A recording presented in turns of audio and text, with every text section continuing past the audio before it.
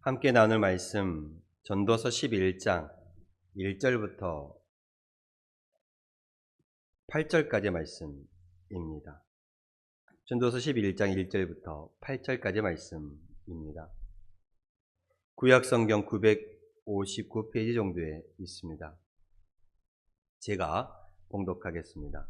너는 내 떡을 물 위에 던져라. 여러 날 후에 도로 찾으리라. 7에게나 8에게 나눠줄지어다. 무슨 재앙이 땅에 임할는지 내가 알지 못함이니라. 구름에 비가 가득하면 땅에 쏟아지며 나무가 나무로나 북으로나 쓰러지며 그 쓰러진 곳에 그냥 있으리라. 풍세를 살펴보는 자는 파종하지 못할 것이요 구름만 바라보는 자는 거두지 못하리라. 바람의 길이 어떠함과 아이벤 자의 태에서 뼈가 어떻게 자라는지를 내가 알지 못한 같이 만사를 성취하시는 하나님의 일을 내가 알지 못하느니라. 너는 아침에 씨를 뿌리고 저녁에도 손을 놓지 말라. 이것이 잘 될는지 저것이 잘 될는지 혹 둘이 다 잘 될는지 알지 못함이니라. 빛은 실로 아름다운 것이라 눈으로 해를 보는 것이 즐거운 일이로다. 사람이 여러 해를 살면 항상 즐거워할지로다. 그러나 캄캄한 날들이 많으리니 그 날들을 생각할지로다. 다가올 일은 다 헛되도다. 아멘. 전도서는 이스라엘의 세 번째 왕이었던 다윗의 아들 솔로몬이 썼다라고 알려져 있습니다. 예루살렘의 왕이었으며 다윗의 아들이었던 이 솔로몬, 전도서 1장 1절에 솔로몬은 이렇게 고백하며 이 전도서를 시작하고 있습니다. 헛되고 헛되며 헛되고 헛되니 모든 것이 헛되도다 라고 전도서 1장 2절에 말합니다. 그는 이 전도서에서요 무려 37번이나 이 헛되다는 표현을 계속 반복하여 사용하고 있습니다. 그 이유가 무엇일까?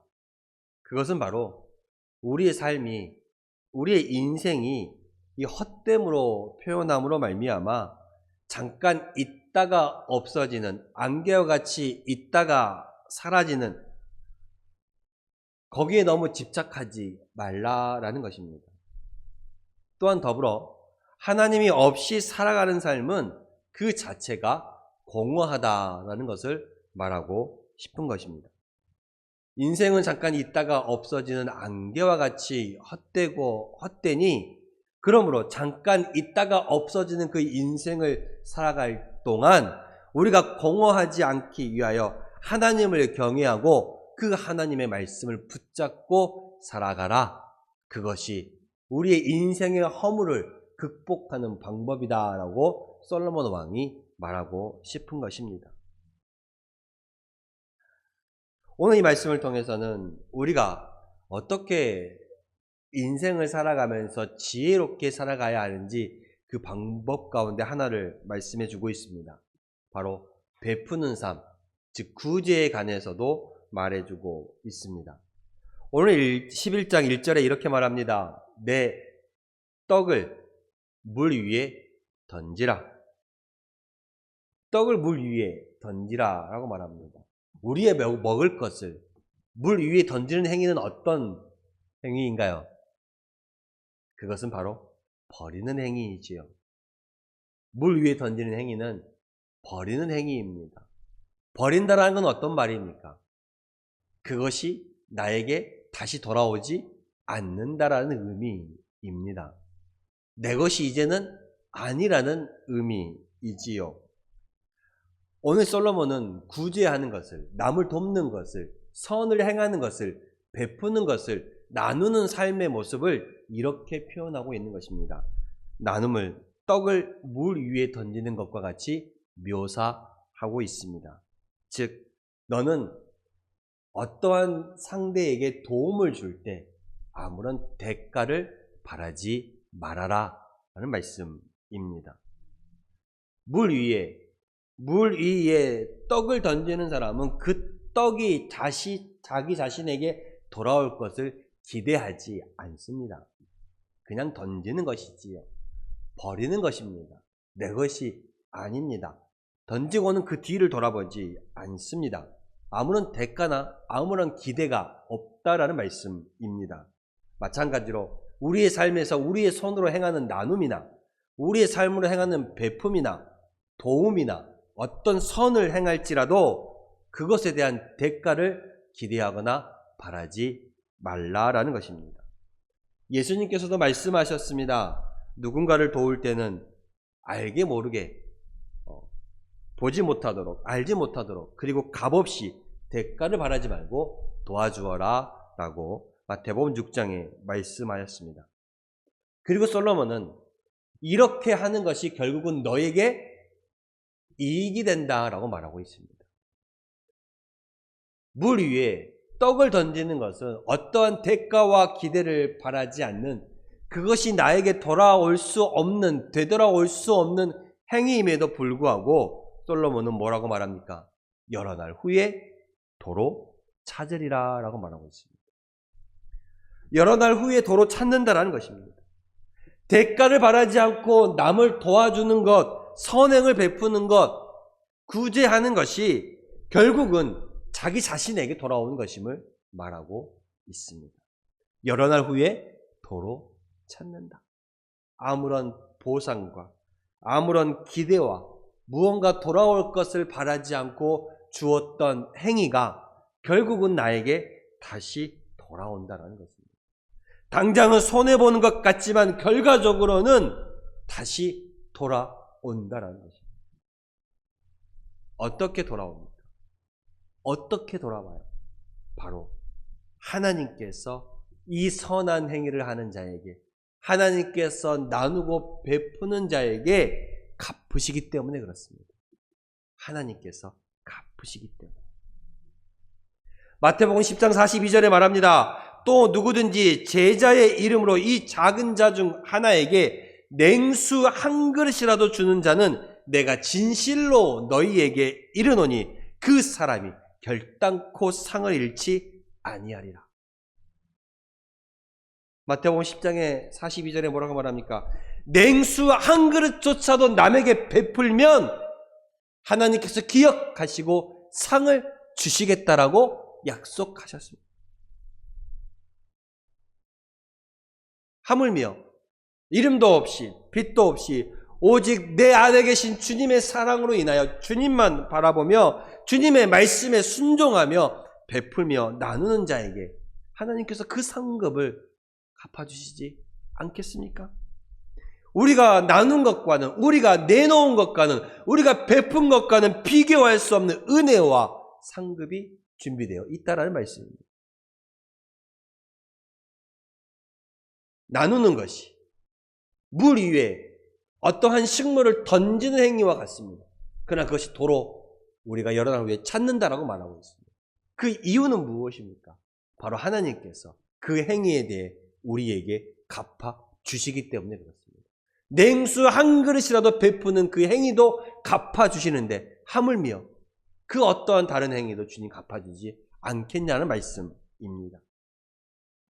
여러분, 하나님의 은혜를 바라며 축복 가운데 살기를 원하신다라면 움켜쥐려고만 하지 마시기를 바랍니다. 내 창고에만, 내 집에만, 내 통장에만 쌓아두려고 하지 마시기를 바랍니다. 오히려 하나님을 바라보며 내가 가진 것을 나누며 베풀며 도우는 삶을 살아가야 합니다. 시편 112편 9절에 그가 재물을 흩어 빈궁한 자들에게 주었으니 그의 의가 영구히 섰고 그의 뿔이 영광 중에 들리리로다 하고 말씀하고 있습니다. 또한 예수님께서도 마태복음 19장 21절에 예수께서 이르시되 내가 온전하고자 할진대 가서 내 소유를 팔아 가난한 자들에게 주라. 그리하면 하늘에서 보화가 내게 있으리라. 그리고 와서 나를 따르라 말씀하셨습니다. 나눌수록 하나님께서 우리에게 더하여 주시는 복이 있다라는 말씀입니다. 그리고 우리가 그 나눌 때는 어떻게 나누어야 합니까? 차별 없이 나누어야 한다는 것입니다. 차별 없이 나누어야 돼요. 이전에 말합니다. 7에게나 8에게나 나누어 줄지어다. 7에게나 8에게 나누어 주라고 말하고 있습니다. 그러면 7명 또는 8명만 나누어 주라는 말일까요? 성경을 통해 제가 말씀드렸습니다만 성경에서 7이라는 숫자는 완전수를 말합니다. 완전한 수. 그러면 8은요. 그 완전을 넘어가는 숫자를 말하는 거예요. 완전을 넘어가는 숫자. 그럼 어떻게 되는 겁니까? 너희가 도와주는 대상에 있어서, 손을 내밀어주는 그 대상에 있어서 한계를 정하지 말아라 말씀입니다. 7이나 8, 7이나 8에게 나누어 주라는 말씀은 너희가 도와주는 대상에 있어서 어떠한 한계를 정하지 말아라. 10명, 8명, 20명 어떠한 한계를 정하지 말라라는 말씀입니다. 예수님께서도 말씀하셨죠. 우리가 용서에 대해 말씀하실 때 주님은 7번에 70번이라도 용서하라고 말씀하셨습니다. 그 의미가 무엇입니까? 용서의 한계를 정하지 말라는 말씀이셨어요. 오늘 7배나 8배에게 나눠주라는 말씀은 우리가 도와주는 그 대상에 대한 한계를 정하지 말라는 말씀입니다. 무슨 재앙이 땅에 임하려니 내가 알지 못하리라 라고 말하고 있습니다. 즉 무슨 말이냐면 우리가 도와주는 자에게 사랑하는 자나 미워하는 자나 선을 베풀 때는 똑같이 베풀어 주라는 말씀입니다. 마태복음 5장 42절에도 내게 구하는 자에게 주며 내게 꾸고자 하는 자에게 거절하지 말라라고 말하고 있습니다. 돌아봅시다. 우리는 어떻습니까? 우리도 그렇죠. 나에게 무난하는 자에게만, 나에게 호의를 베푸는 자에게만 내가 응답하고 무난하고 있지는 않습니까? 그 사랑을, 그 도움을, 그 베품을 나에게 무난하고 나에게 호의를 베푸는 자에게만 한정하고 있지는 않은지 한번 돌아보라는 말씀입니다. 누가복음 10장 이하에 보면 선한 사마리아인의 비유가 나옵니다. 한 사람이 강도를 만났죠. 약탈을 당했고 폭행을 당했습니다. 그리고 길에 쓰러져 있는 상황이지요. 그리고 이 강도 만난 사람을 유대인일 것이라고 추측을 하고 있습니다. 근데 이 강도 만난 사람을 도와준 사람이 누구였습니까? 제사장도 아니요, 레위인도 아니요. 누구였죠? 바로 그들이 무시하던, 그들이 멸시하고 천대했던 사마리아 사람이 이 강도 만난 유대인을 도와주었던 것입니다. 자기들을 무시하고 멸시 천대했던 그 유대인이 강도를 만났습니다. 길에 엎드려져 있습니다. 얼마든지 똑같이 조롱하고 얼마든지 똑같이 무시하며 지나칠 수 있었습니다. 그러나 이 사마리아 사람은 그 사람이 누구인가를 보지 않았습니다. 그 사람이 악한 사람이냐, 그 사람이 나쁜 사람이냐, 그 사람이 선한 사람이냐, 그 사람이 좋은 사람이냐, 이걸 보지 않았다는 것입니다. 그 사마리아 사람이 강도 만난 이웃에 그가 당한 처지만을 바라보았다라는 말씀입니다. 그의 어려움에만 시선을 고정하였습니다. 그가 당한 환경에만 시선을 고정하였습니다. 그래서 최선을 다해 자기가 할 수 있는 도움을 주었던 것입니다. 주님은 바로 그를 참 이웃이라 라고 말씀하시면서 너도 그와 같이 하라 라고 말씀하셨습니다. 도움을 베풀 때는 그 사람이 나에게 어떠한 도움을 주었는가, 그 사람이 나에게 어떠한 사람인가를 판단하고 볼 것이 아니라 우리가 도움을 베풀 때는 그 사람이 당한 처지가 어떠한가 그것만을 바라보라는 것입니다. 대상의 한계를 정하지 말라라는 말씀이시죠.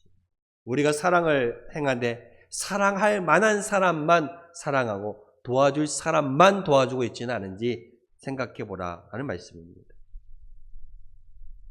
그러한 행위는 결국은 하나님 앞에 섰을 때에 하나님께서 인정해 주신다라는 말씀입니다. 3절에 이렇게 말합니다. 구름에 비가 가득하면 땅에 쏟아지며 나무가 나무로나 북으로나 쓰러지며 그 쓰러진 곳에 그냥 있으리로다 라고 말합니다. 무슨 말인지 아십니까? 한번 하나님의 심판이 내려지면 그 이후에 그 뒤에는 그 심판의 운명을 바꿀 수가 없다라는 말씀입니다. 여러분 여기 구름에 비가 가득하여서 땅에 쏟아지고 나무가 나무로 쓰러지고 나무가 북으로 쓰러지면 그 쓰러진 모습 그대로 있는다라는 말씀입니다. 어떤 말씀입니까? 폭풍이 덮쳐서 나무가 넘어지는 장면을 보여주는 거예요. 비바람에 나무가 넘어지는 장면이 보여주는 거예요. 그리고 그 나무가 넘어져서 그 쓰러짐 상태 그대로 있는 것을 말하는 것입니다. 심판의 자리에, 파멸의 자리에 떨어져 있는 사람들의 그 모습을 보여주는 거예요. 한 번 쓰러지면, 한 번 심판을 당하면 그 이후에는 다시 회복할 수 없다라는 것을 보여주는 것입니다. 그래서 한 번밖에 없는 우리의 인생을 복되게, 가치 있게, 의미 있게 살기 위해서는 마지막 때에 하나님의 심판이 있음을 기억하고 그 심판 이후에는 다시금 회복될 수 없음을 깨달으며 우리가 비바람에 넘어지기 전에 하나님 앞에 구제와 선을 나눔을 행하는 그 모습을 살아야 한다라고 말하고 있는 것입니다. 하나님 앞에 섰을 때 우리의 행함에 따라 분명한 심판이 있습니다. 그리고 그것은 바꿀 수가 없다라는 말씀입니다. 여러분들의 지나간 그 시간들을 되돌릴 수 있던가요? 어느 시간이, 과거의 어떠한 시간이 후회스럽다라고 해서 그 시간으로 되돌아갈 수 있었던가요? 아니죠. 결탄코 그럴 수 없습니다. 마찬가지입니다. 우리의 돌아온 시간들도, 지나온 시간들도 그러할진데 하물며 보장도 없고 기약도 없는 그 미래의 그 내생의 삶에서 우리가 다시 그것을 되돌릴 수 있을 것이라고 생각하십니까? 아니지. 그렇기 때문에 우리는 다시 돌이킬 수 없는 마지막 때를 향해 늘 우리는 달려가고 있습니다. 그렇기 때문에 마지막 날 하나님의 그 심판을 늘 염두에 두고 살아가시기를 바랍니다. 그래야 되돌아갈 수 없는 그때를 적게나마 덜 후회하며 살아갈 수 있다라는 말씀입니다. 또한 우리는 하나님께서 부르시는 그 부르심에 언제든지 응답해야 합니다. 4절에 이렇게 말합니다. 풍세를 살펴보는 자는 파종하지 못할 것이요 구름만 바라보는 자는 거두지 못하리라 라고 말합니다. 무슨 말입니까? 밭을 다 갈아놓고 이제 씨를 뿌려야 하는데 날씨만 바라보고 씨를 못 뿌리는 것과 같아요. 기후만 바라보고 추수를 해야 되는데 그 구름만 바라보고 추수를 못하는 것과 같다라는 말씀입니다. 때가 되면 어찌 되든 간에 심어야 되고 때가 되면 어찌 되든 간에 거두어야 돼요. 기후만 바라보고 하늘만 바라보고 그것을 미루다가는 아무것도 할 수 없다라는 말씀입니다. 무슨 말이에요? 우리의 잘되고 못됨은 흥망성쇠는 누구한테 달려있어요? 하나님께 달려있어요. 그러니 우리는 때가 되면 해야 할 일을 해야 한다라는 것입니다. 풍세를 살펴보는 자는 파종하지 못할 것이요 구름만 바라보는 자는 거두지 못하리라. 때가 되면 뿌려야 되고 때가 되면 거두어야 하는데 그 때를 자꾸 날씨나 주변의 환경만을 바라보고 놓치면 미루면 아무것도 하지 못한다는 말씀입니다. 마찬가지입니다. 우리도 남에게 도와줄 때는요. 자신에게 아직 여력이 없다라고 아직은 때가 아니라고 핑계대지 말라는 말씀입니다. 누군가를 도와주거나 할 때 우리가 어떤 일을 하고자 할 때 나는 아직 할 수 없다라고 핑계대지 말라는 말씀입니다. 때가 되면 그 때가 되었다라면 그것을 하시기를 바랍니다.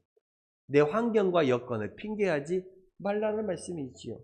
또한 그것은 하나님께서 그만큼 할 수 있는 일을, 능력을, 물질을 주신다라는 말씀이기도 합니다. 여러분에게 주어진 그 일을 해야 할 때에 그것을 미루지 마시고 믿음으로 잘 감당할 수 있기를 바랍니다. 하나님께서는 믿음으로 감당하고자 하는 자에게 노아에게 그러했던 것처럼 건강도 주시고 물질도 주시고 여러분들의 삶에 시간도 주실 줄로 믿습니다.